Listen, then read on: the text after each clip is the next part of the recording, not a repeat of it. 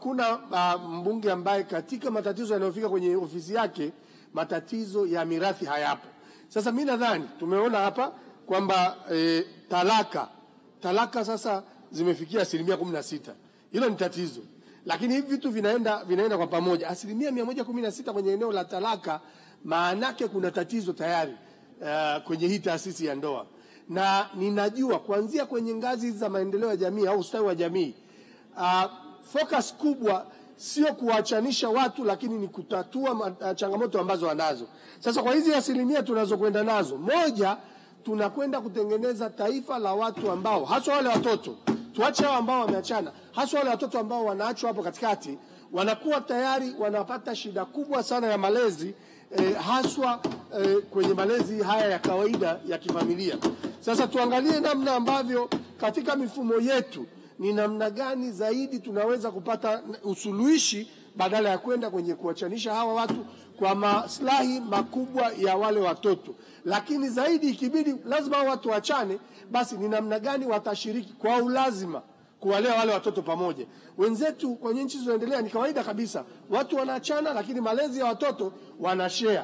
Hapa kwetu watu wanaachana lakini malezi ya watoto, hata kama wanashare, lakini wanawachanganya wale watoto, kwa sababu huyu anamwambia yule ni mbaya, akienda kwa huyu anamwambia yule ni mbaya. Psychologically tunaharibu wale watoto. Kwa hiyo ninadhani kuna haja ya kuliangalia hilo.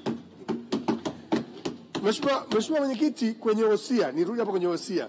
Watu wengi haswa kwenye jamii zetu wanaogopa kuandika wosia kwa sababu wanaona mara moja tu kwamba nikianza kuandika wosia ninajiandaa kufa, au ili niandike wosia mpaka niwe nimezeeka.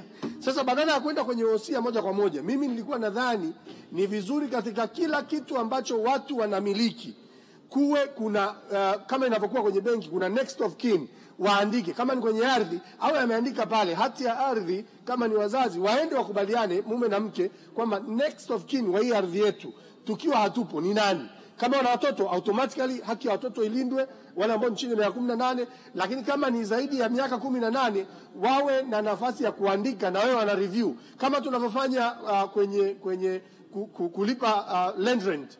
Wanapoenda kulipa land rent, waandike pale next of kin, kwamba akiwa hawapo ni nani aweze kuchukua hiyo, kama ni property, kama ni bank account, kuyapunguza haya. Kwa sababu imetokea hata wale ambao ni wasimamizi wa mirathi wamekuwa pia sio watu waaminifu, kitu kinasababisha matatizo makubwa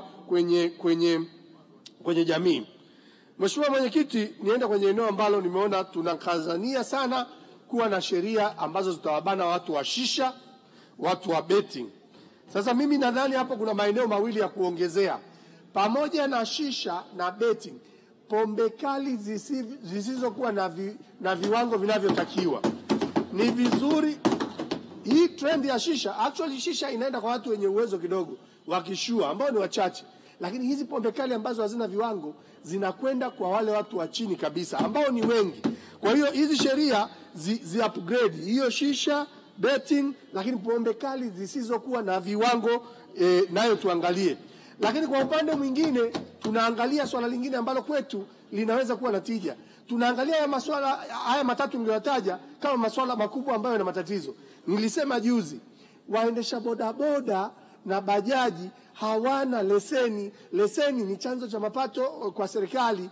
Wao hawaqualify kwa sababu leseni ya kawaida ya daraja la chini, nilisema tena, ni shilingi 300 karibu na 40 kupata, kwa sababu unaanza driving schools nini, lakini wako barabarani hawana. Kwa nini tusipitishe sheria ambayo wale ambao tayari wako barabarani wana pikipiki na bajaji hawana leseni, tutoe fee ndogo kama ni 50,000, wafanyiwe testi tu na polisi, anajua sheria za barabarani, anajua kuendesha, apewe leseni, badala ya kusema kwamba lazima tuende driving school, tuende huku na wanakufa bila kuwa na hizi driving license. Kwa hiyo nataka kusema kwamba kila sheria duniani ina exception. Sasa hatuwezi kuacha watu wanaendesha pikipiki, bajaji, wanakufa kwenye ajali, hawezi kupata insurance hata ile ya third party kwa sababu hana leseni, alafu hiyo leseni chanzo cha mapato, alafu sisi hatuoni kwamba hilo ni tatizo. Kwa hiyo